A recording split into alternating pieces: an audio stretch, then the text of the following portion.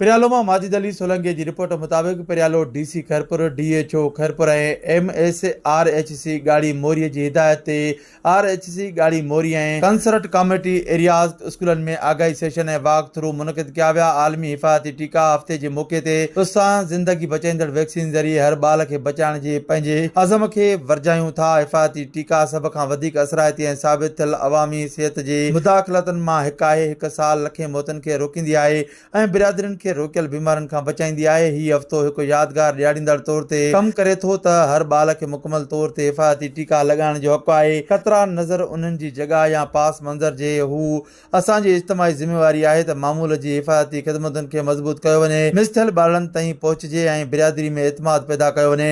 असां front line health workers ख़ासि तौर ते वैक्सीनेटर्स जे लॻनि खे तस्लीम करियूं था ऐं उन्हनि जी तारीफ़ करियूं था जंहिंजी अणथक कोशिशुनि खे यकीनी बणाए थियूं वैक्सीन तमामु ॾूरांनि इलाइक़नि ताईं बि पहुचे।